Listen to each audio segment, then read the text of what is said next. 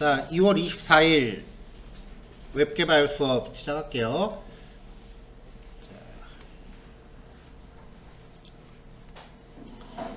자, 오늘 사용할 내용은요, 어떤 태그가 있어요. 종류는 중요하지 않아요.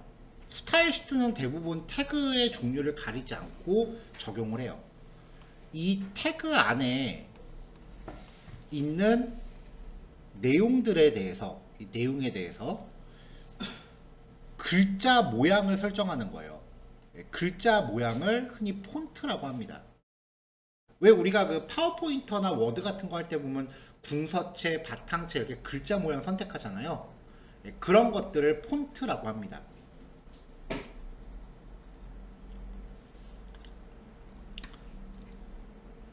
보통 이렇게 보면은 글자 모양들을 선택할 수 있죠. 이런 것들이 전부 다 개별적인 파일로 존재하는 것들이에요. 그래서 온라인에서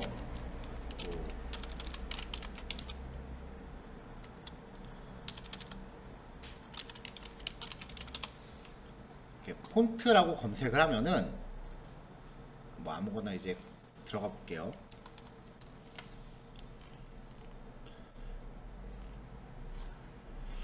좀 모양이 특이한 게 좀 없네.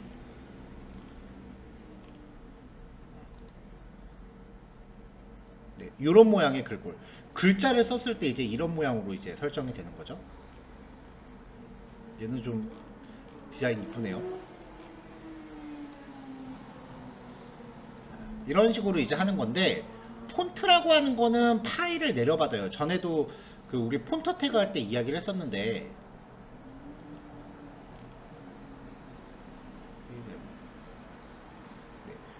좀 마음에 드는 글꼴이 있으면은 얘를 이렇게 다운로드를 받아요. 이게 맞나? 다운로드 되네요. 자, 이렇게 해서 다운로드를 받아서 여기 들어가 있죠? 폰트 파일은 확장자가 TTF예요. 트루 타입 글꼴 파일이라고 되어 있는데, 트루 타입 글꼴, 아까 폰트라 그랬죠. 그래서 TTF예요.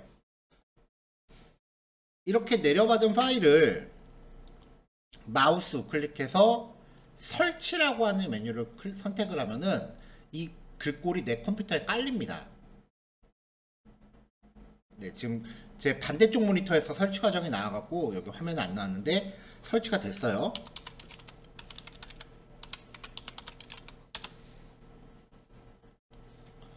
자, 그럼 여기서 뭐 이런 거에서 이렇게 있을 때 여기 글꼴을 보면은 아까 그라비티 무슨 이름이었는데,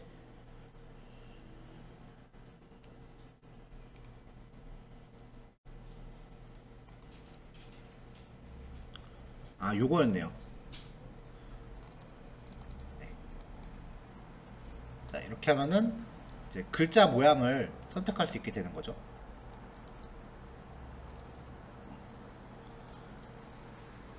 근데 아까 그 웹사이트에서 본 것처럼 그렇게 이쁘진 않네요.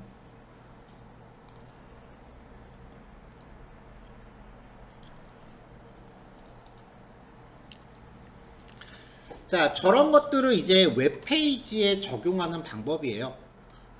그래서 이제 오늘부터는 어제 CSS 선택자를 명시하는 방법에 대해서 얘기를 했잖아요. 그럼 이제 이 괄호 안에, 중괄호 안에 들어가는 내용들을 이제 하나씩 하나씩 정리하기 시작을 할 건데, 본격적으로 들어가기 전에 주의하실 게, 이게 이 속성 하나와 값 이렇게 개별적으로 놓고 보면은 되게 별거 없거든요. 근데 속성들을 같이 결합시켜서 한꺼번에 쓰기 시작하면은 전혀 예측 못한 효과가 날 때가 있어요. 그러니까 느낌이 이래요. 우리는 1 더하기 1은 2라고 알고 있는데, 얘는 1 더하기 1은 갑자기 9 같은 결과가 나올 때가 있어요. 그러니까 이게 내용들이 점점 누적되면서 갑자기 툭 튀어나오니까 그런 부분에서 포인트를 잘 잡으셔야 돼요.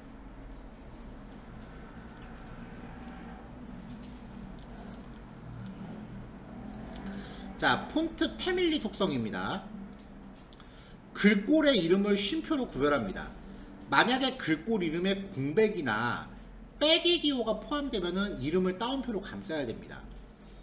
자, 예를 들어서 뭐 나눔 띄고 고딕이다 이러면 얘는 따옴표로 묶어줘야 돼요. 근데 궁서 띄어쓰기 없으면 따옴표로 굳이 안 묶어도 돼요. 이런 식으로 여러 개의 글꼴 이름을 쉼표로 나열해서 적어요. 개수 제한은 없어요. 전에 폰트 태그 사용했을 때도 얘기했었지만 나한테 아까 제가 글꼴을 깔았죠. 그러면 이제 그 글꼴이 나한테 내 컴퓨터에 깔렸으니까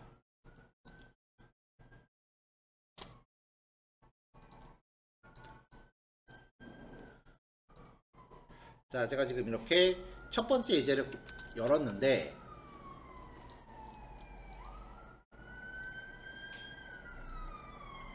여기에 이제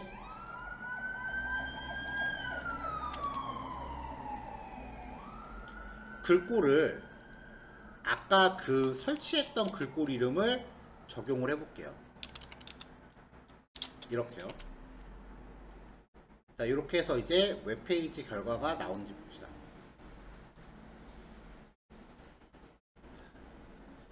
이름이 이게 아니었나 보네.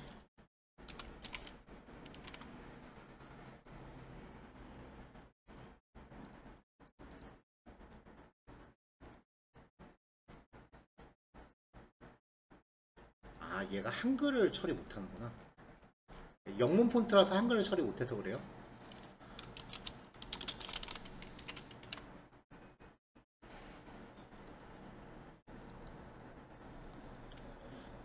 그래도 계속 이러네.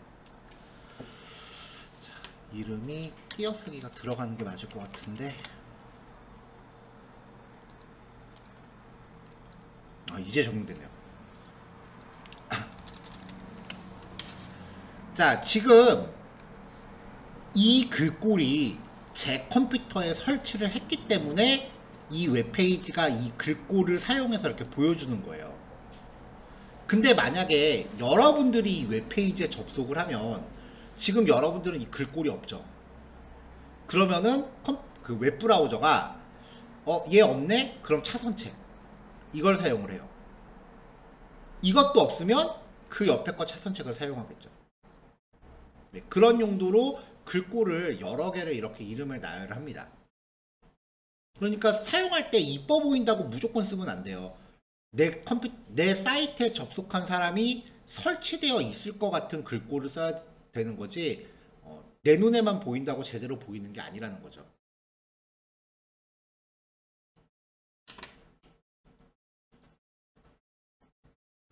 자, 그래서 개발자 PC가 아닌 접속자 PC를 기준으로 하는 글꼴이 명시돼야 된다.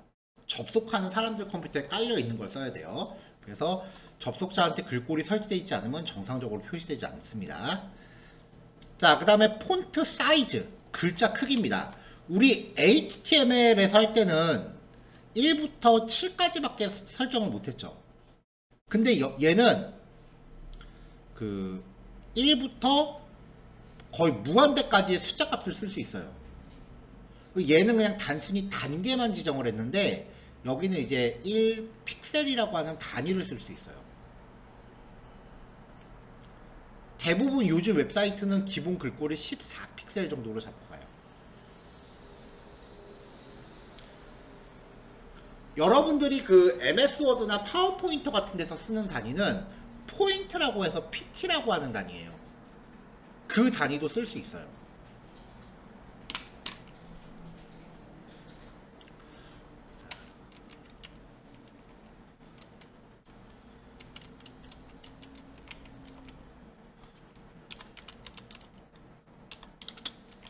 자, 예를 들어서 우리가 일반적으로 레포트를 한다라고 하면은 보통 레포트 단위는 11포인트로 제시하죠. 네. 그러면 이게 이제 일반적으로 우리가 과제할 때 쓰는 글꼴 크기. 너무 큰 것 같아요? 제가 웹브라우저 좀 확대해놔서 그래요. 자, 이렇게 하면은 이게 보통 우리가 레포트 할 때 쓰는 글꼴 크기.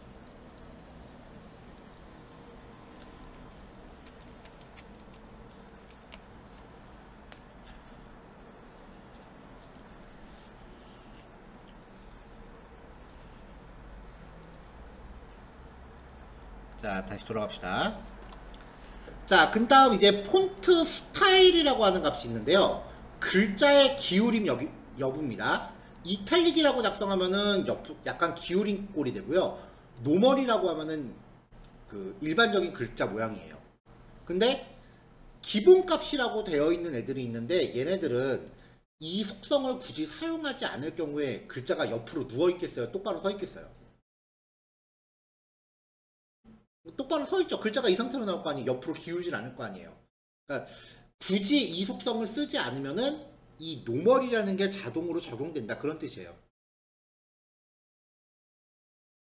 폰트 웨이트, 글자의 굵기입니다.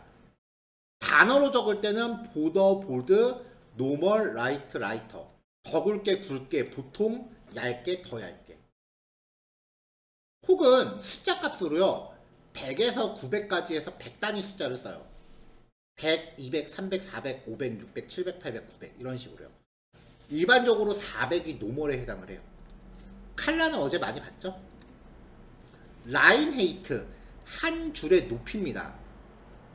픽셀이나 퍼센트 단위를 쓰는데 퍼센트 단위면은 폰트 사이즈 기준으로 해요. 만약에 폰트 사이즈가 12픽셀이고 라인 헤이트가 150%다 라고 하면은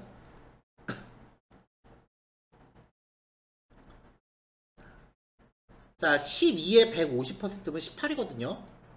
자, 여기가 18픽셀 정도의 이렇게 공간이 생기고 글자가 여기에서 이렇게 가운데 이렇게 들어가는 거예요. 그럼 그 다음 줄은 마찬가지로 18픽셀의 공간이 생기고 그 다음에 글자가 여기 가운데로 이렇게 들어가니까 결국은 우리 눈에 보기에는 행간의 간격이 좀 넓어지는 것처럼 보여요. 자, 이렇게 퍼센테이지로 잡을 수도 있지만 픽셀로 잡을 수도 있어요. 그냥 18픽셀 이렇게 주셔도 되고요. 자, 폰트라고 하는 거는 요 항목들을 한 번에 묶어서 일괄 표현한 겁니다. 순서가요.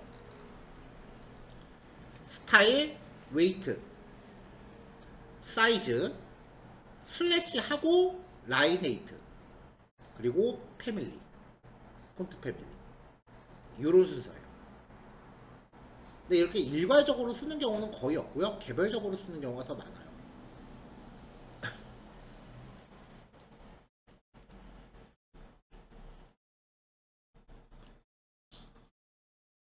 자, 픽셀 말고요. EM이라고 하는 단위를 쓰기도 합니다.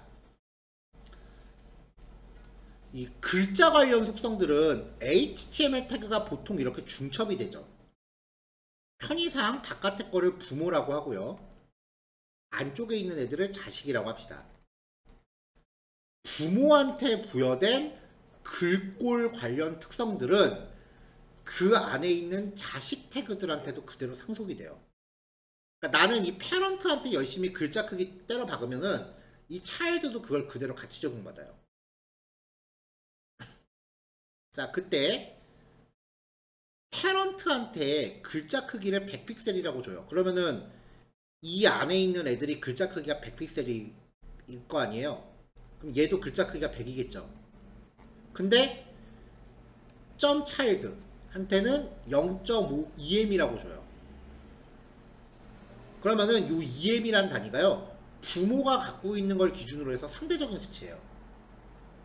그럼 100픽셀에 0.5면 얼마겠어요? 얘는 50이 되겠죠.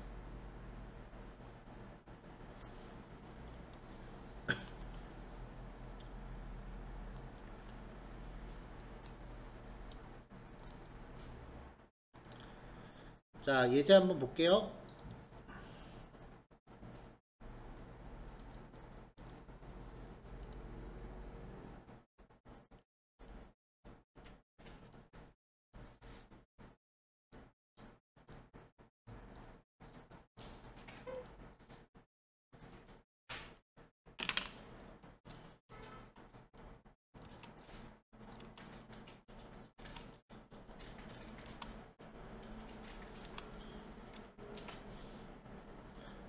자, 기본적으로 div 태그로 클래스 폰트 1, 2, 3, 4, 5라고 주고요.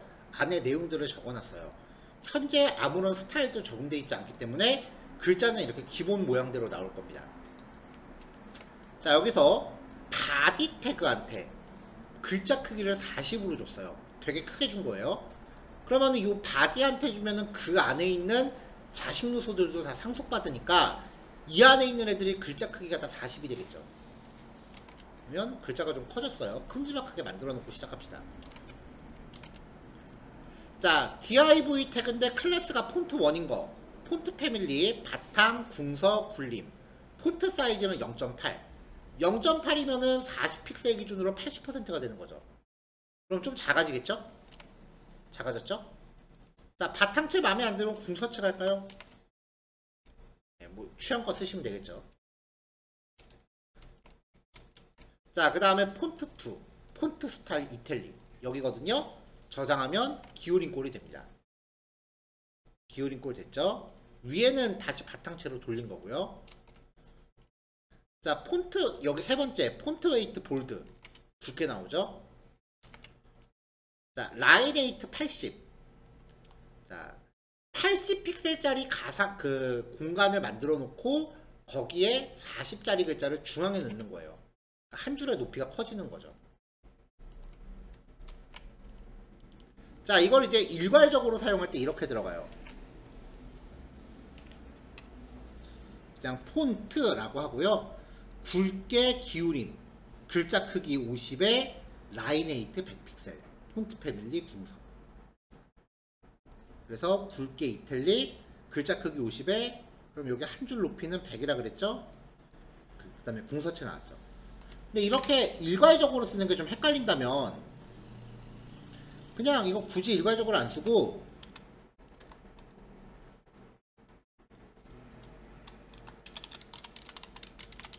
폰트 패밀리 궁서, 폰트 웨이트 볼드, 폰트 스타일 이탈릭, 폰트 사이즈 50픽셀. 크기는 단위 꼭 명시하셔야 돼요. 라인 헤이트 100픽셀. 이런 식으로 각각 따로따로 주셔도 전혀 지장 없어요. 다만 이렇게 하면 손가락이 좀 피곤하다는 거.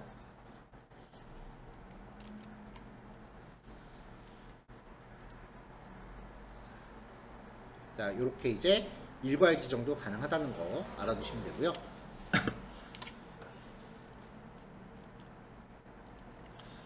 자, 이 스타일이라고 하는 태그 안은 요 안은 HTML과는 구별되는 전혀 다른 영역이라 그랬죠.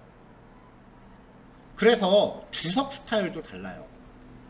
HTML 파일에서는 코드 안에 내가 설명을 메모하고 싶으면, 필기를 하고 싶으면 이렇게 하고서 내용을 막 적습니다. 그리고 이렇게 마무리를 합니다. 이렇게 하면 HTML 안에서 내가 필기를 맘대로 할 수 있어요. 이렇게 해놓고 여기는 필기 영역입니다. 네. 이렇게 작성되는 형태를 주석이라고 합니다. 이거는 화면에 안 나와요. 말 그대로 필기하는 거예요. 근데 CSS는 필기가 형태가 달라요. 슬래시 별로 시작하고 별 슬래시로 끝나요. 물론 이 안에서 줄바꿈 같은 거 마음대로 할 수 있고요. CSS와 HTML은 주석을 작성하는 형태가 다르다라는 거 기억하세요.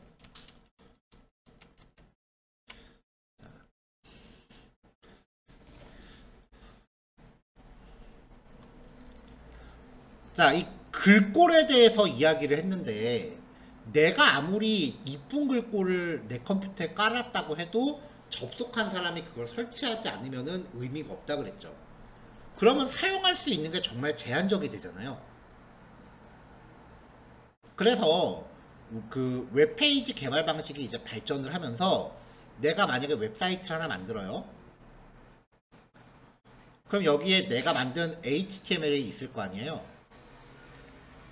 그리고 내가 내 웹사이트에 적용하고 싶은 글꼴이 있다라고 하면은 그 글꼴 파일을 웹사이트에 같이 온라인에다 띄워요. 이 HTML은 내 컴퓨터에 있는 걸 가져오는 게 아니라 얘를 갖다 쓰게끔 하는 거죠. 그러면 이제 내 사이트에 접속한 사람은 컴퓨터가 이 HTML을 열람을 하면은 여기에 있는 글꼴 내 컴퓨터에 없네요. 그러면은 얘가 다운로드가 자동으로 돼서 컴퓨터에 설치가 돼요. 이런 식으로 쓰이는 걸 웹 폰트라고 해요.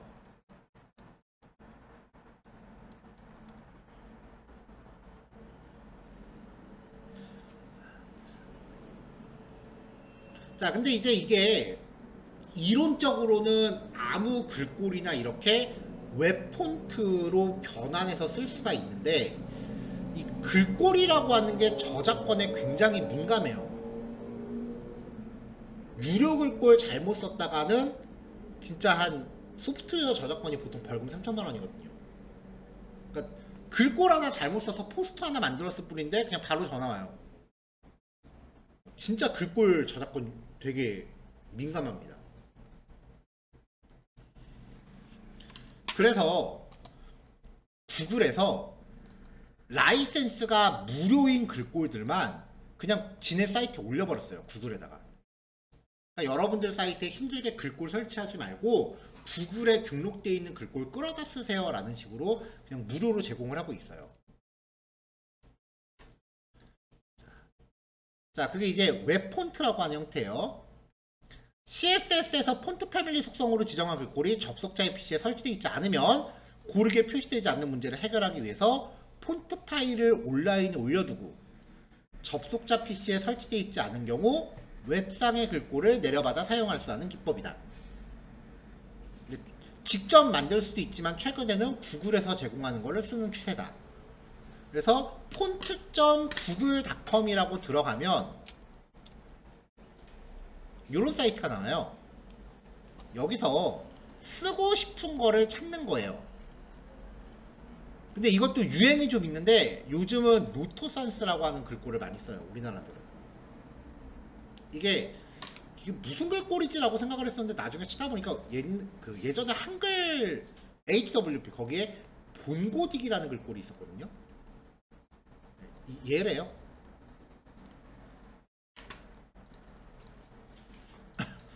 자, 그럼 옆에 게 좀 특이해 보이니까 요거 한번 해볼게요. 얘를 클릭을 해요.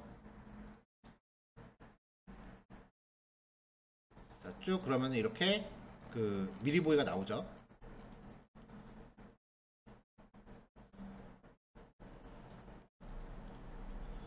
자, 이렇게 보면은 여기에 이제 레귤러 400 얘는 지금 사이즈가 굵기가 400밖에 지금 지원을 안 하는 거예요. 다른 거 한번 볼게요. 노토산스 요거 한번 봅시다. 얘는 자, 씬 100 굵기 100짜리, 라이트 300짜리, 레귤러 400짜리, 미디엄 500짜리, 볼드 700짜리, 블랙 900짜리. 블락 이렇게 굵기를 다양하게 제공하는 글꼴들도 있어요. 그러니까 굵기를 어느 단계까지 지원하느냐는 그 글꼴에 따라 조금씩 달라요. 자, 얘네들은 이렇게 추가할 수 있는 것들이 많은 거죠. 내가 쓰고 싶은 것도 이거 누르는 거예요. 그래도 꿋꿋하게 아까 약간 이뻐 보였던 거 이걸로 해볼까요? 자, 얘는 얘도 레귤러 400짜리네요. 자, 오른쪽에 셀렉트 레귤러 400 요 버튼을 딱 누르면은 등록이 돼요. 여러 개 추가해도 돼요. 그럼 여기에 이렇게 CSS 코드가 생성이 됩니다. 그리고 밑에 폰트 패밀리 값이 이렇게 제공이 돼요. 자, 글자가 좀 작으니까 키워볼까요? 자, 어제 링크라고 하는 태그 외부 CSS 파일을 가져올 때 쓰는 거라 그랬죠. 그래서 일단 이 코드를 긁어서 내 HTML에다 놔요.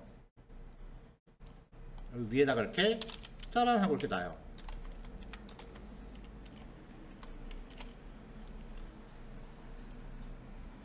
그 다음에 밑에 보시면 폰트 패밀리 해놓고 적용할 값이 이렇게 있잖아요. 이거를 요 값을 내가 쓰고 싶은 데다 적용하는 거예요. 여기 첫 번째에다가 이렇게 적용을 해보죠. 그리고 얘를 다시 실행하면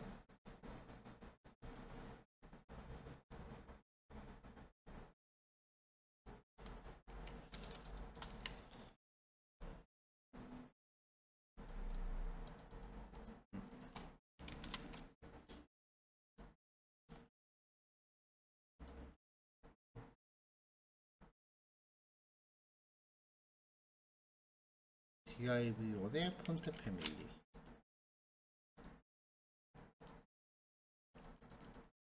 아, 얘가 또 영문 글꼴이. 그 영어 전용 글꼴들이 있어요. 좀 모양이 이쁜 애들은 거의 영어밖에 지원 안 해요.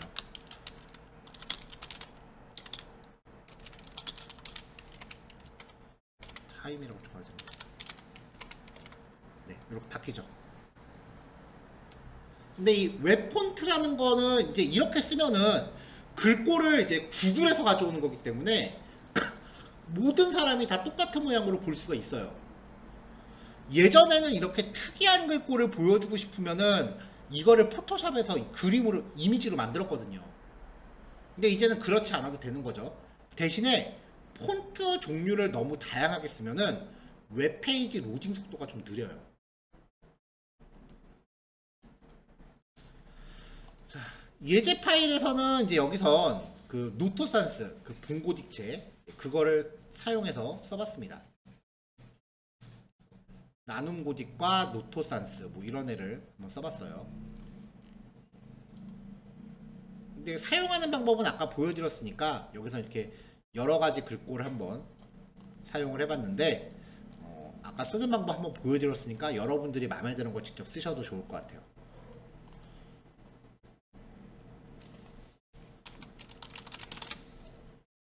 그 다음에 이것도 포토샵 하신 분들은 아마 아실 것 같은데 아이콘 폰트라는 게 있어요. 자, 윈도우에는 기본적으로 웹싱즈라고 하는 애들이 있는데요. 이걸 이렇게 선택하고 글자를 적으면 글자가 이렇게 그림으로 표시되는 글꼴이에요.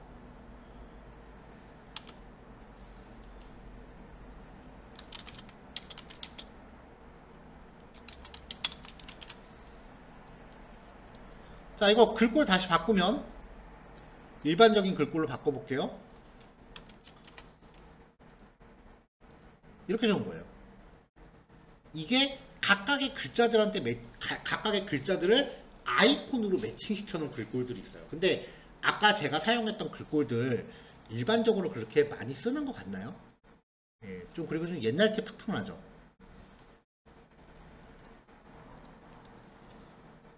자, 폰트 어썸이라는 사이트가 있습니다. 아, 그 전에 디자인 하시는 분들이 되게 착각하는 것 중에 하나가 웹 디자인 하시는 분들이요. 아이콘 이쁘게 그리면 되는 줄 알아요. 그래서 온라인에 찾아보면 예를 들어서 페이스북이나 구글 같은 거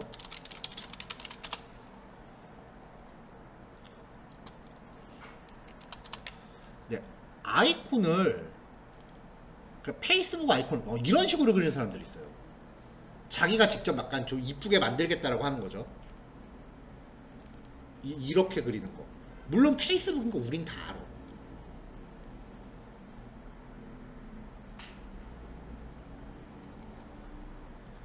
자, 비상구 아이콘. 자, 요거는 뭔지 딱 알죠? 이렇게 그리면요. 이건 달려가는 게 아니라 미끄러지는 것 같네. 그쵸? 이렇게 그리면 이거 안 됩니다. 이런 식으로 그리면 안 돼요. 혹시 포토샵으로 본인들이 직접 디자인하시는 분들 이런 거 그리면 큰일 나요. 이거는 아이콘이 아니라요. 픽토그램이라고 부르는 거예요.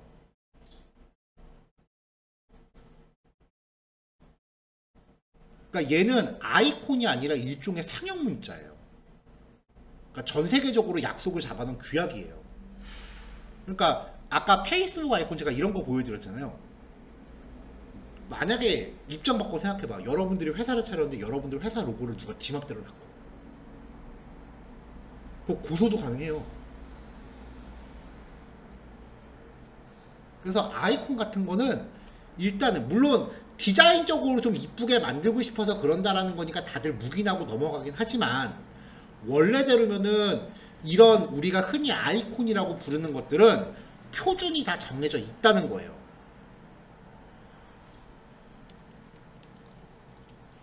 그래서 이 폰트 어썸이라고 하는 사이트들은요, 그런 아이콘들을 모아서 글꼴화 시켜놨습니다. 자, 종류를 좀 봐볼까요?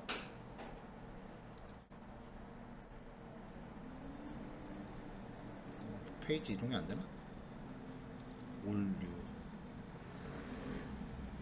네, 이런 식으로요. 아이콘들을 모아서 이렇게 글꼴화 해놨어요.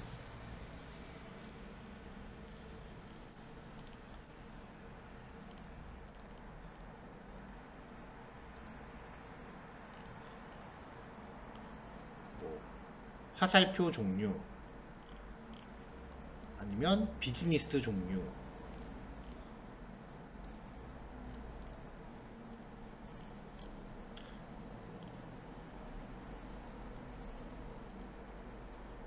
뭐 이런 식으로 아이콘들을 다 이렇게 미리 만들어 놔서 글꼴화 시켜놨어요.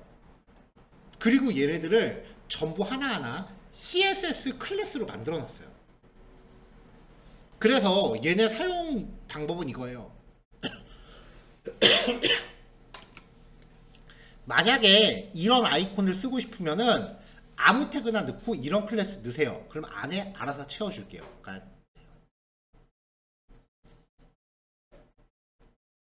그래서 요즘은 이런 아이콘도 포토샵으로 작업 안 합니다. 그냥 글꼴로 씁니다. 장점, 글꼴이기 때문에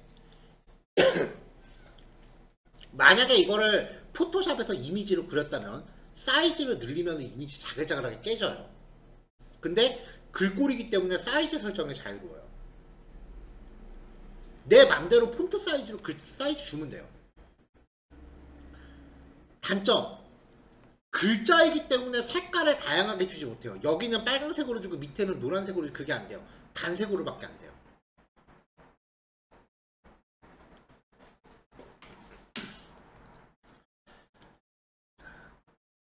자, 여기 보면 버전이 6.3.0이죠. 올 버전스 라고 해서 보면은 버전 6, 버전 5, 버전 4, 3, 2, 1 이렇게 나오죠. 자, 보시면 버전 1은 140개 프리 아이콘, 버전 2는 210개 프리, 버전 3는 361개 프리, 버전 4는 675개 프리. 뭐 이렇게 점점 버전이 올라갈수록 쓸 수 있는 것들이 늘어나는데, 통상적으로 완전하게 무료로 쓸 수 있는 거는 버전 4까지예요. 자, 그래서 폰트 어썸 4, 이게 버전 4 사이트 주소인데요. 여기가 이제 일반적으로 그냥 무료로 쓸 수 있는 가장 일반적인 버전이고요. 여기서 아이콘스 들어가도 꽤 많은 종류들이 있습니다. 여기서 쓰고 싶은 거 하나 선택하면은 이런 글꼴을 쓰기 위해서 이렇게 쓰시면 됩니다 라고 태그가 제시돼요.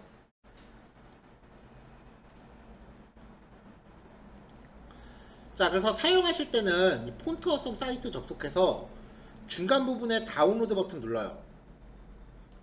여기 보시면은 이렇게 다운로드 버튼 있죠?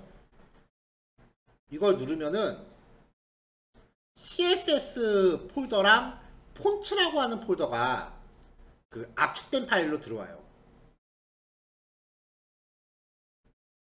그래서 이 폴더 두 개를 작업 중인 위치로 복사를 합니다. 예를 보여드리면은 지금 에셋이라고 하는 폴더를 하나 만들고요. 그 안에 아까 폰트 어썸 내려받아서 압축 풀면은 CSS랑 폰츠라고 하는 폴더가 있거든요. 그러니까 다운로드 받아서 압축을 해제하면은 CSS라는 폴더와 폰츠라고 하는 폴더 두 개가 생기는데, 이거를 에셋이라는 폴더 만들고 넣어버린 거예요.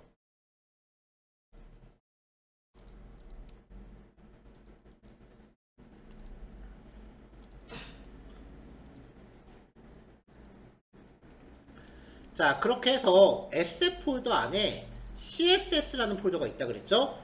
그 안에 보시면 폰트 어썸 min.css라는 파일이 있어요. 얘를 참조해요.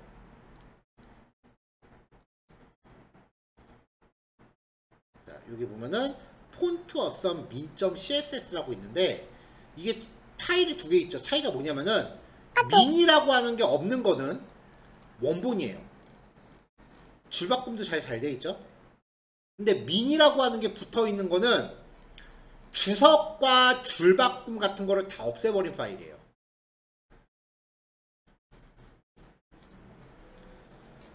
그래서 코드가 싹 다 한 줄처럼 나오죠.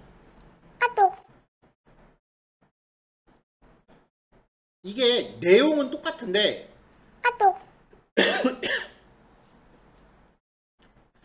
강의실이 좀 건조하네. 파일 두 개가 내용은 똑같은데 주석이나 아니면은 코드 이쁘게 정렬하려고 줄바꿈하는 거나 띄어쓰기 하는 거나 이런 것들도 전부 용량을 차지해요. 파일 용량을요. 그래서 코드를 다 한 줄로 짠 거랑 주석 같은 거 열심히 달아놓은 걸 나중에 비교하면은 용량 차이가 좀 나요. 용량이 작다라는 거는 사용자가 내가 만든 웹사이트에 접속했을 때 요 내용을 웹페이지를 본다라는 거는 그 웹페이지에 연결되어 있는 파일들을 다 다운로드 받는다는 얘기예요. 그럼 이 파일을 다운로드 받는데 용량 큰 거보다는 작은 게 더 빨리 받겠죠. 그럼 용량 작은 걸 받으면 로딩 속도가 더 빨라진다는 거예요. 그래서 로딩 속도 개선을 위해서 이렇게 다 한 줄로 바꾼다 라는 게 이론적인 이야기인데 실상은 제가 저번에 웹페이지는 코드 못 숨긴다 그랬죠. 그러니까 어디 볼 수 있으면 봐봐 하는 게 더 커요.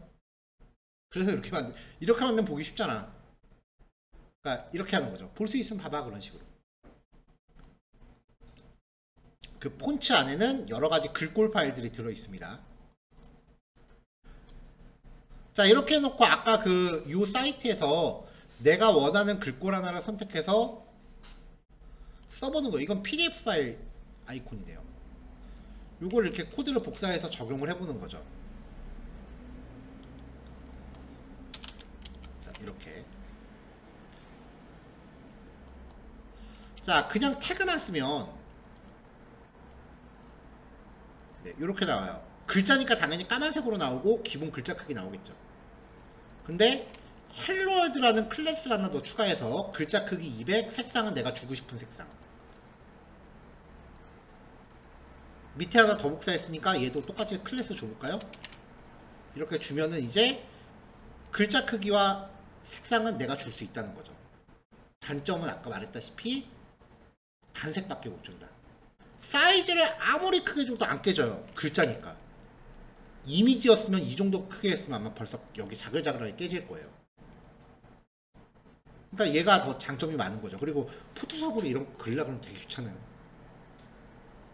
자, 여기까지가 이제 글자 모양 설정하는 방법입니다. 자, 벌써 50분이구나. 난 30분에 설명 끌려고 그랬는데.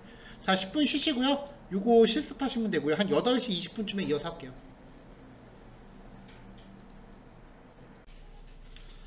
자, 얘기한 시간 됐으니까 넘어갈게요.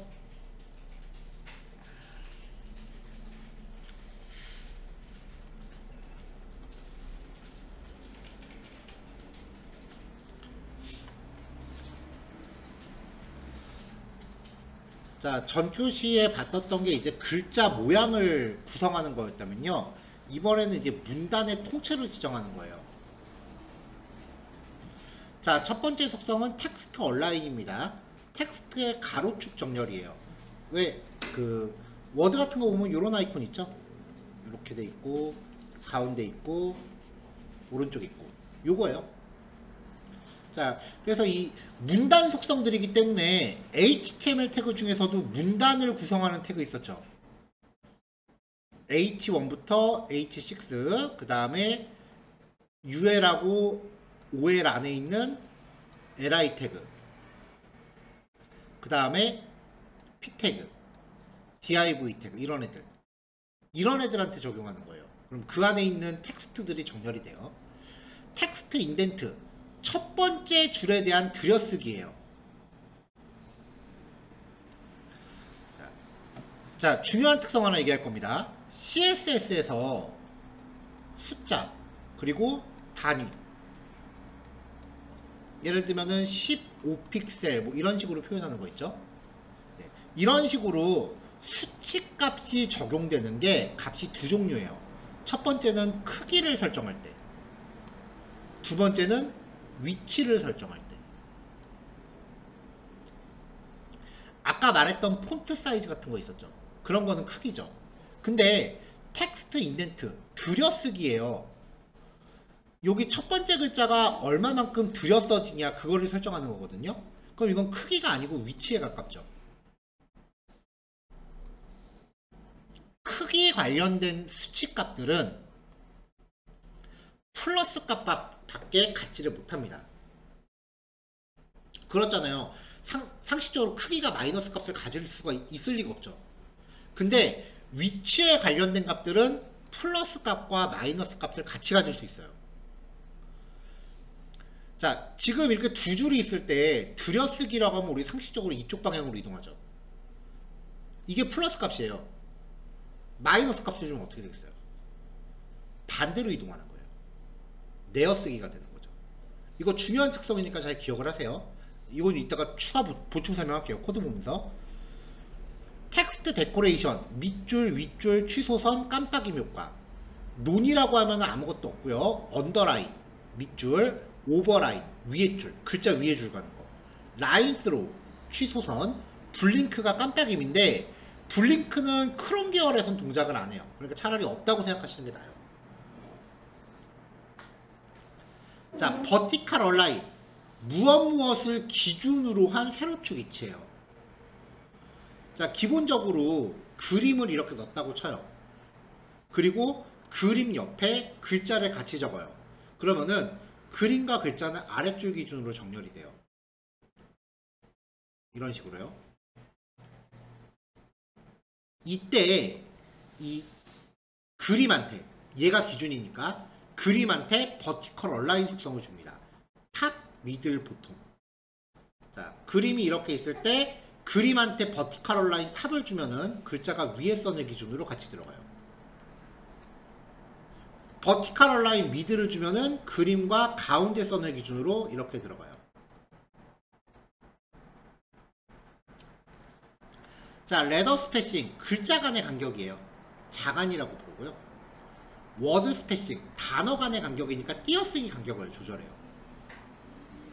화이트 스페이스, 줄바꿈 속성을 제어하는데 노멀이라고 하면은 글자가 이렇게 쭉 가다가 끝에 도달하면 줄바꿈을 합니다.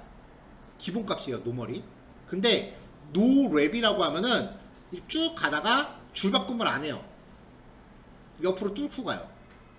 그래서 겹쳐요, 이렇게 글자가. 이것도 아니면 스크롤이 생기거나.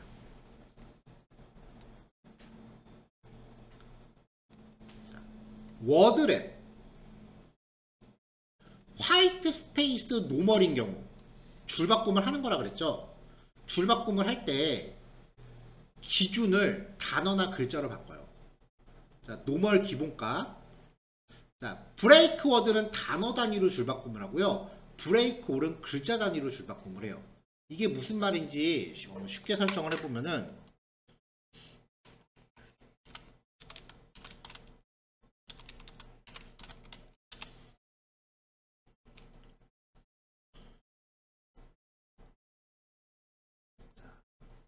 뭐라도 내용을 좀 이렇게 갖다가 넣어볼게요.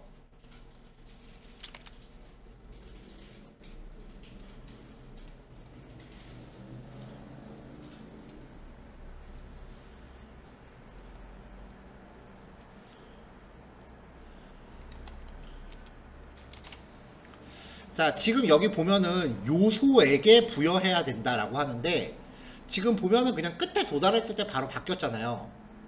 이게 글자 단위 줄바꿈이에요. 단어 단위 줄바꿈을 하면은 줄바꿈 위치가 단어 단위로 진짜 줄바꿈되고 여기서 줄바꿈이 돼요. 여기 그거 설정하는 옵션이 있나?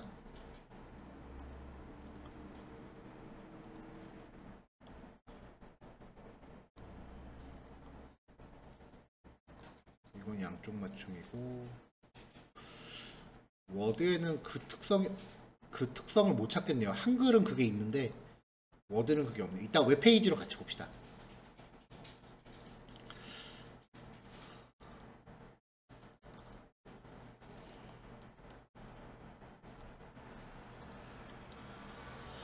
자, 텍스트 말줄임 처리는 예제 보면서 설명할게요.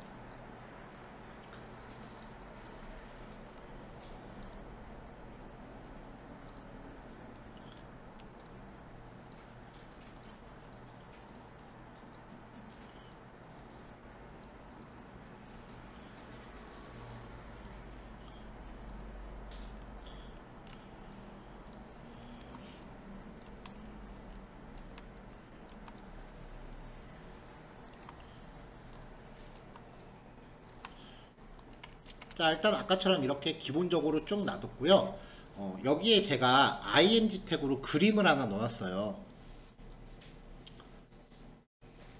그림이 지금 요거예요. 요만한 거예요. 그럼 이제 그림하고 글자가 이렇게 아래 기준으로 이렇게 작성이 돼요. 요거 잘 봐두시고요. 이미지는 크기에 상관없이 한 글자랑 같은 취급을 받아요. 자, 이렇게 해서 이제 여기는 id 값으로 div에 다 부여했습니다. 그럼 css에서는 샵으로 들어가죠. 자, 일단 별표는 코딩에서는 올이라는 의미를 갖고 있을 때가 있어요. 그러니까 모든 종류한테 글자 크기 20픽셀. 그러면 글자 크기가 다 20으로 설정됐고요. 자, 텍스트1 여기죠. 자, 개발자 도구 열어보면 어제 개발자 도구 얘기했죠. 자, div id 값이 텍스트1인 문단의 영역이 지금 파란색으로 선택된 거 보이죠? 이게 지금 문단 영역이에요. 이 안에서 정렬을 결정한다고요. 자, 센터 가운데로 오고 라이트 오른쪽으로 가고 센터. 자, 그 다음에 여기 텍스트 두 번째 일단은 기본적으로 30만 줘볼게요. 그럼 30픽셀 크기만큼 들여쓰기가 된 거예요. 마이너스를 주면 반대로 간다 그랬죠. 내어쓰기가 되는 거죠. 그러면 이걸 마이너스 10,000픽셀 정도 주면 어떻게 될까요? 아직까지 이만한 사이즈의 모니터가 없어요.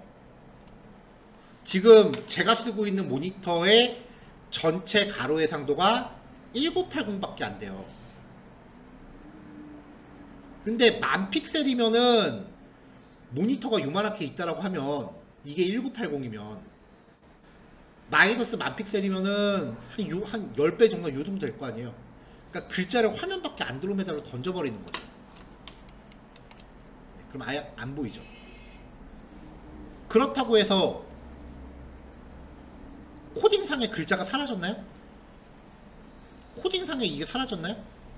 아니죠. 코딩은 글자는 있는 건데 그냥 디자인으로 숨긴 거죠. 이렇게 하면 그 스크린 리더 전에 뭔지 얘기했죠? 그 장애인용 웹브라우저라고 생각하면 쉽다 그랬어요. 걔네들은 이 페이지에 접속해서 글자 있네 하고 이걸 읽어가요. 눈에 안 보여도 코드상에 있으면 읽어가요. 근데 디자인적으로는 없으니까 우린 여기에다가 그림 같은 거를 대체해서 넣는 거죠.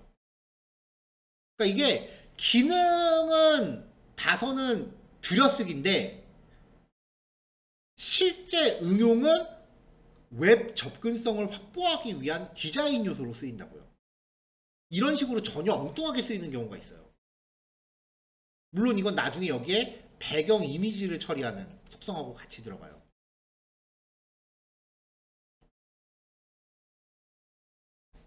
나중에 배경 이미지에서 다시 나올 겁니다.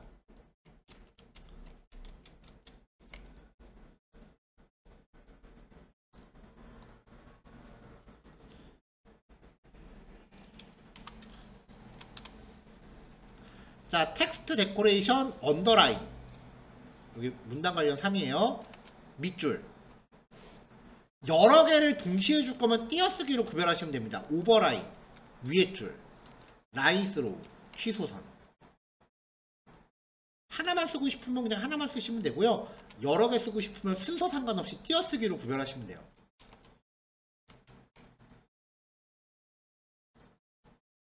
자, 요거는 div 태그 id가 텍스트 4인 거 안에 있는 이미지 태그 해줬죠. 요 그림한테 준 거예요. 자, 그림 크기를 좀 키워볼게요. 200으로. 그리고 버티컬이라는 미드를 줘봅시다. 자, 이미지하고 글자 가운데로 맞춰지죠. 탑을 주면 위로 가죠. 이미지를 기준으로 그 옆에 글자들이 어떻게 표시될지, 어디에 위치할지를 잡는 게 버티컬 얼라인입니다. 자, 원래대로 되돌릴게요. 자, 여기 5번째. 레더 스페싱 -2. 글자 간의 간격이니까 위치예요. -2라고 하면은 글자들이 좀 더 조밀조밀하게 붙겠죠. 워드 스페싱 10. 단어 간의 간격, 띄어쓰기. 이걸 10으로 밀면은 좀 더 띄어쓰기가 커지겠죠. 자, 텍스트 6. 화이트 스페이스 노 랩이라고 했는데, 여기요. 이거는 지금 티가 안 나요. 자, 얘를 잠깐 지워보고. 내용을 여기에 엄청 많이 달아봅시다. 이렇게 줄바꿈이 되죠? 자, 여기서 div 샵 텍스트 6한테 화이트 스페이스 노 랩 이라고 주면은 애들이 줄바꿈을 안 해요. 뚫고 나가요. 그러니까 스크롤이 생겨요. 뚫고 나갔다는 게 보세요. 안 커졌죠, 여기는. 위에는. 원래 있던 화면 사이즈를 뚫고 나간 거예요, 글자가.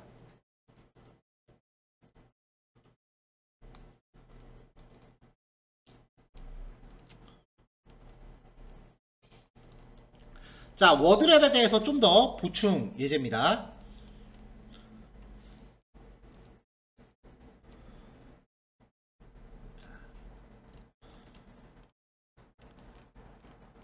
자, 3개의 p 태그가 있어요. p 태그한테 요것도 테두리 굵기는 1, 직선의 핑크색으로 줬어요. 그러니까 문단이 어디까지 영역을 잡고 있는지 확인하려고 문단 영역을 이렇게 테두리를 쳐준 거예요. 이 안에 A라는 글자를 3개 다 똑같이 엄청 많이 놨습니다. 중간중간에 띄어쓰기가 있기도 하고요. 띄어쓰기가 없이 되게 길게 가는 경우도 있고요. 자, p 태그 중에 n스차일드 1 첫 번째 거 워드랩 노멀. 노멀은 단어 단위로 줄바꿈을 해요. 그러니까 띄어쓰기 단위로 줄바꿈을 하기 때문에 여기 그 다음에 띄어쓰기 있으니까 여기서 줄바꿈을 하는데 띄어쓰기가 없으면 줄바꿈을 못해요. 기본적으로. 이게 웹페이지 줄바꿈의 특성이에요. 기본적으로 띄어쓰기가 없으면 줄바꿈을 못하고 이렇게 계속 나갑니다. 근데 워드랩을 브레이크 워드라고 하면은 띄어쓰기가 있건 없건 무조건 끝에 가면 글자를 잘라서 밑으로 내려버려요. 띄어쓰기가 없어도 그냥 끝에서 강제로 줄바꿈을 시키는 게 워드랩 브레이크 워드란 특성이에요. 자, 화이트 스페이스 노 랩이라고 하면은 줄바꿈 안 하고 계속 간다 그랬죠. 세 번째 거 화이트 스페이스 노 랩이라고 하면은 줄바꿈 안 하고 계속 뚫고 나간다 그랬죠. 이 상태에서 요거랑 같이 쓸 수 있는 세트가 있어요. 이거는 같이 기억하셔야 돼요. 오버플로우 히든 이라고 하면은 얘는 삐져나가는 애들을 숨겨요. 여기 삐져나간 애들을 이거 저장하면 숨겨버립니다. 여기 A자 잘린 거 보이나요? 마지막 박스에 A자 잘린 거 보이나요? 잘린 거 보이죠 지금? 근데 여기 한 가지를 더 줘요. 텍스트 오버플로우 일립시스라는 애를 주면요 그냥 자르는 게 아니라 말줄임 처리를 해요. 화면 사이즈에 따라 말줄임 처리도 지능적으로 늘어나요. 이거 쓸 일이 되게 많습니다.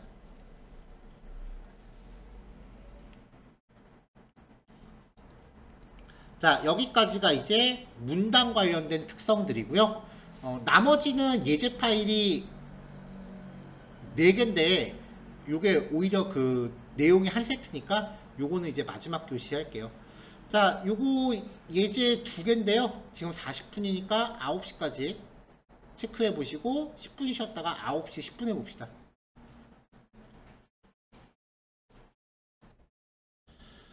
자, 마지막 교시 진행할게요.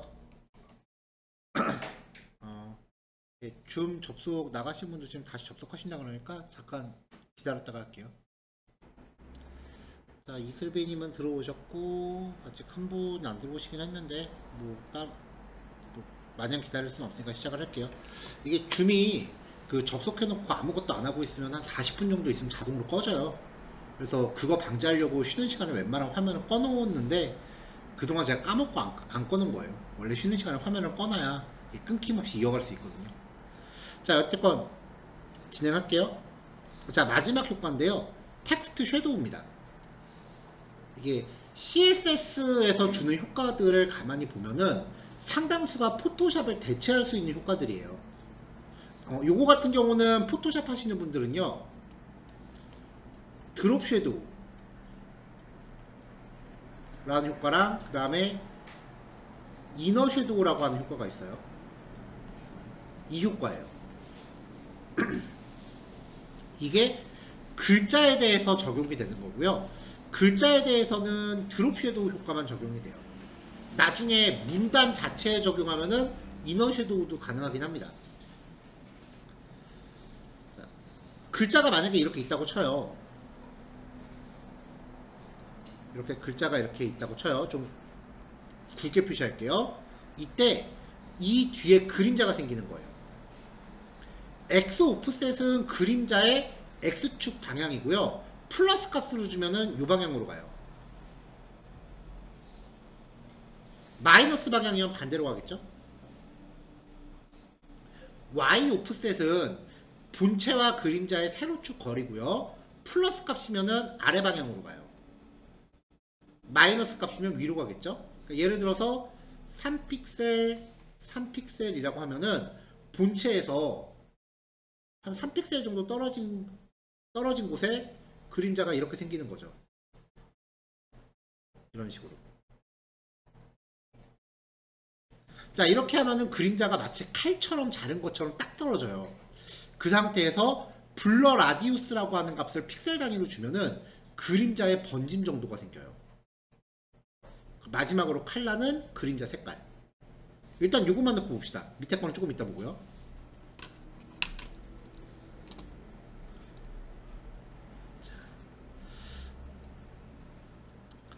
사실 이 그림자 예제는 나름대로 개인적으로 신경을 좀 쓴 예제인데 아무리 신경 써도 좀 촌스럽네.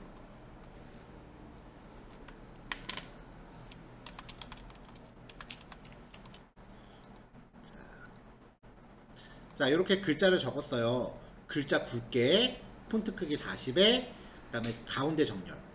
바디 태그 안에 내용이 이렇게 들어갔죠.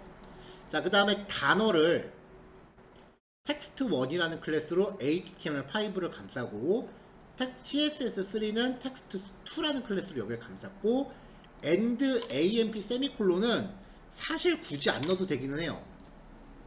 그냥 and만 해도 and 표시 잘 나오는데 이게 and 표시의 원래 특수 문자가 and amp 세미콜론이에요. 그래서 웹페이지 HTML 코드에서 3대의 특수 문자가 and, mbsp, 세미콜론 띄어쓰기죠. 그 다음에 and, copy, 세미콜론 카피라이트 표시 이렇게 생긴 거. 그 다음에 and, amp, 세미콜론 특수 문자 표시에 다 and가 들어가니까 순수하게 and 표시를 위한 특수 문자를 따로 만든 거예요. 근데 얘는 굳이 안 써도 상관은 없어요. 자, 이 상태에서 텍스트1한테 글자 크기를 파란색으로 줍니다. 파란색이죠. 그 다음에 텍스트 섀도우. 자, 일단 블러를 0으로 줄게요. 330 그림자 까만색. 자, 이제 저장하면은 그림자가 이렇게 칼처럼 떨어져요. 근데 여기서 번짐 정도로 주면은 이렇게 번지기 시작을 해요. 더 많이 주면 더 많이 번지겠죠. 그러니까 이거는 정확히 수치값이 어떻게 효과가 난다 그런 것보다는 그냥 감으로 값을 바꿔가면서 자기 기준에 가장 적절해 보이는 값을 선택하시는 게 나아요. 자, 텍스트2는 똑같은 그림자인데 글자 색깔 바꾸고요. 그림자 방향을 반대로 줬습니다. 자, 마찬가지로 블러 0. 그럼 그림자 방향 반대로 가죠. 이 상태에서 번짐 효과 주면은 이렇게 나오죠. 아, 촌스럽다. 원리만 익히세요.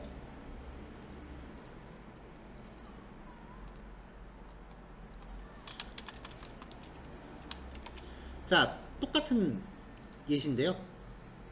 자, 전체 바디 태그의 배경을 회색으로 깔고요. 글자 굵게 40의 가운데 정렬. 자, 이번에는 한 줄 단위로 P 태그로 이렇게 클래스를 다르게 줬어요. 자, 배경이 어두우면은 대체로 이제 글자를 밝게 주거나 아니면은 글자를 어둡게 두고 그림자를 반대로 주거나. 그러니까 글자 색깔하고 그림자 색깔은 반대 색상을 주는 게 좋아요. 그리고 지금 여기 보시면은 자, X축으로 이동이 없고 Y축으로 1만 이동했죠. 그러니까 되게 살짝 나온 거죠. 여기서 번짐을 1 정도만, 거의 티가 안 날 정도인데 확대해서 보면 살짝 이렇게 번짐 효과가 살짝 나와요. 자, 얘는 글자 흰색에 그림자 검은색. 그 사이즈는 똑같이. 그러니까 요 예제에서 하고 싶은 얘기는 그림자는 항상 본체 색깔에 반대되는 색상을 줘야 된다는 거예요. 이거를 우리가 그 미술에서 보색 관계라고 하는데, 뭐 저도 그냥 보색이란 단어만 알지 빨강색의 보색이 뭐다라는 건 몰라, 그런 자세한 건 몰라요. 근데 흰색의 반대가 깜장이라는 건 우리 알잖아요. 그러니까 좀 이렇게 대비가 큰 색깔을 줘야 그림자 혹은 본체가 강조될 수 있다라는 겁니다. 가령 예를 들어서 여기 요거 빼고 요거만 남기고요. 아예 배경 색깔을 검정으로 주면 이런 식으로 그림자만으로 글자를 좀 강조할 수 있죠. 자, 그 다음에 요 예제에서 또 은근슬쩍 튀어나온 게 있는데 뭐냐면, 우리가 색상에 대해서 이야기할 때는 이렇게 6글자가 기본이죠. 근데 이게 2글자씩 묶어서 표현하는 거다 보니까 만약에 2글자씩 이렇게 똑같으면 3글자로 줄일 수 있어요. 근데 이게 반드시 색상이 다 똑같아야 돼요. 만약에 샵 001234 이렇게 돼 있으면 이거 똑같으니까 줄여야지 샵 0123 이렇게는 안 돼요. 얘랑 얘가 전부 짝으로 똑같아야 돼요. 그때만 3글자로 줄일 수 있어요.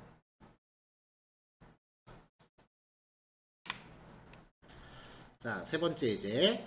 자, 문장 또 줬고요.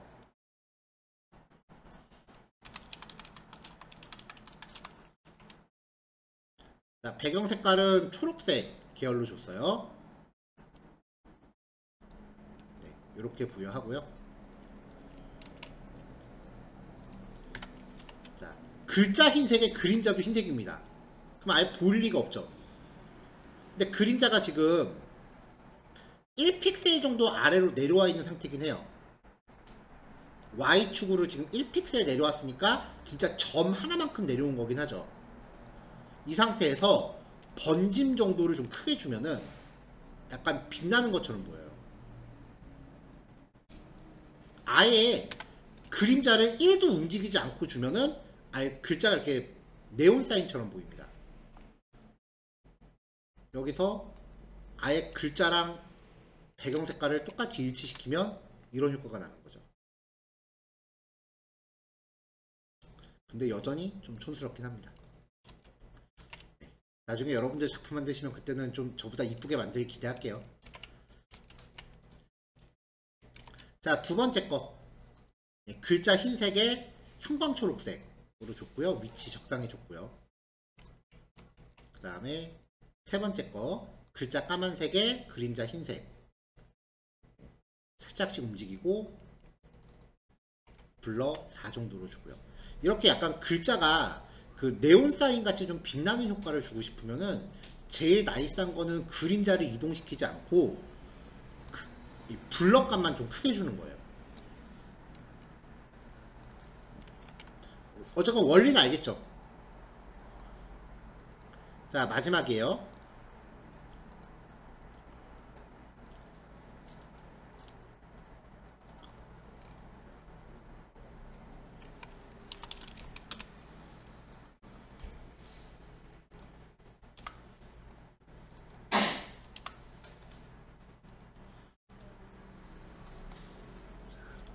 자, 파워포인터로 도형을 좀 넣을 건데요.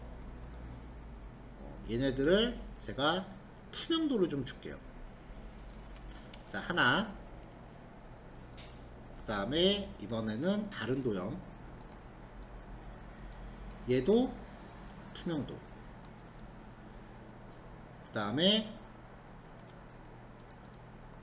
또 다른 도형. 얘도 투명도. 자, 지금 제가 화면상에 그린 순서가 1, 2, 3이기 때문에 얘네들은요, 이거를 만약에 옆으로 눕혀서 보면 1번, 2번, 3번 이런 식으로 겹친 것처럼 보일 거예요. 이렇게 화면에 그린 순서대로 일종의 층을 지어요. 이거를 이제 포토샵에서는 레이어라고 합니다. 살로판지 겹친 거 떠올리시면 돼요. 투명도를 없애볼까요?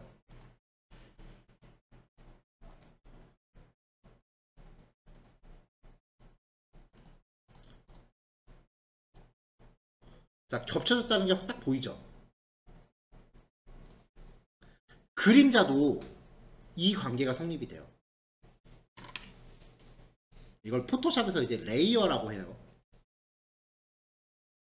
자, 그림자를 만드는 특성을요, 콤마 단위로 여러 개로 놓는 거예요. 그러면은 맨 끝에 있는 게 맨 밑에 깔려요. 그리고 그 위에 얘를 맨 밑에 깔고 그 위에 얘를 얹고 얘를 얹고 얘를 얹는 거예요. 이렇게 해서 그림자를 여러 개를 겹칠 수가 있어요. 이게 잘 만들면은 되게 멋있는데 나는 안 되더라고.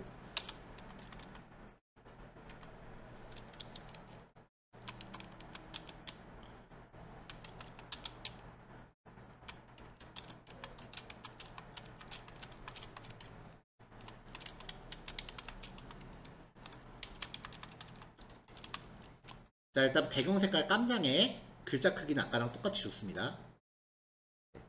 아예 배경도 까만데 지금 글자 색깔이 기본적으로 검은색이니까 까만 벽인 까만 글씨예요. 글자가 있어요. 자, 요 텍스트 1 글자 깜장, 배경 깜장, 그리고 빨강색 그림자를 X축으로 12, Y축으로 마이너스 19니까 거리가 꽤 먼 편이죠. 번짐 정도 18, 그림자도 꽤 많이 번지게 했습니다. 여기에 다른 그림자를 하나 얹어요. 이번에는 움직이지 않고 번짐만 4에 회색. 그 앞에 그림자가 이렇게 덧대지는 거죠. 얘가 뒤에 깔리고 그 앞에 얘가 있는 거예요. 하나 또 얹어요. 이번엔 사이에 넣네요. 노란색으로 또 얹어요. 솔직히 약간 불타는 느낌을 만들고 싶었는데 실패했어요. 그냥 이론만 이해해주세요. 자, 요런 느낌이에요. 자, one more thing. 크롬 브라우저를 적극 권장하는 이유가요, 크롬 웹스토어라고 하는 게 있어요. 크롬 브라우저에 여러 가지 확장 팩들을 까는 겁니다. 여기 이런 식으로요. 여기 가서 뭐 이것저것 깔면 되는데, 일단 제가 즐겨서 사용하는 건 고 풀페이지라고 하는 애. 얘는 진짜 필수예요. 강력 추천이에요. 자, 요거거든요. 선택하고 들어가면 지금 저는 설치가 돼 있기 때문에 삭제 버튼이 나오는 거고, 설치가 안 돼 있으면은 여기 설치 버튼이 나와요. 설치하고 나면 처음에는 여기 아이콘이 바로 등록되는 게 아니고요. 이 맨 오른쪽에 보면 약간 퍼즐 조각 같은 아이콘이 있어요. 마우스 올리면 확장 프로그램이라고 나오는데, 요거는 나중에 영상 보고 한번 따라해 보세요. 여기 누르면은 설치했던 애들이 쫙 나와요. 여기서 요 핀, 요거를 클릭해서 선택을 하면 여기 아이콘이 노출이 돼요. 요 고풀 페이지 여기 두 번째 거거든요. 얘를 요 카메라 버튼이에요. 핀을 해제하면은 아이콘이 사라지고, 다시 핀을 활성화시키면 아이콘이 이렇게 떠요. 여기 맨 끝에 떴죠. 자, 얘가 하는 일은 이렇게 있을 때 요거 하나 딱 누르면 스크롤을 이렇게 하면서 페이지로 통째로 스크린 캡처를 떠줘요. 요거 누르면 그림 저장하는 거죠. 웹페이지 통째로 스크린샷 뜰 때 되게 편해요. 일단 고풀페이 요거는 이제 좀 두고두고 써먹을 수 있는 거니까 하나 기억해 놓으시고요. 오늘 소개해 드릴 거는 여기서 CSS3라고 검색을 하시면 CS3 제너레이터라는 게 있습니다. 자, 얘를 깔고 나면요, 얘를 깔고 나서 아까처럼 활성화를 시키면 여기 숫자 3 들어있는 아이콘이 떠요. 이게 CSS 공식 로고예요.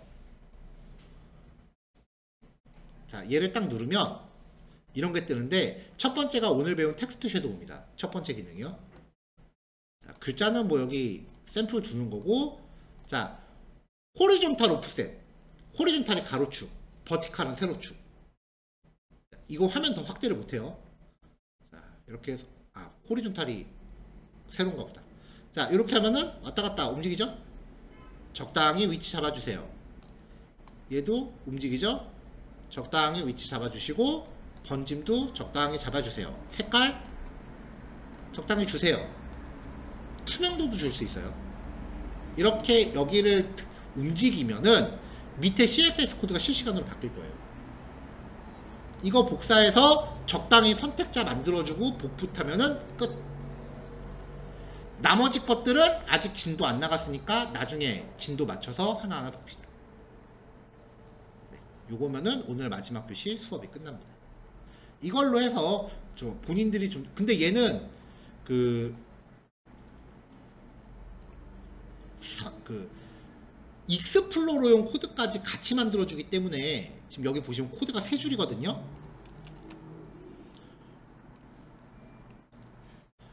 자, 생긴 코드 보면은 코드가 이렇게 3줄이에요.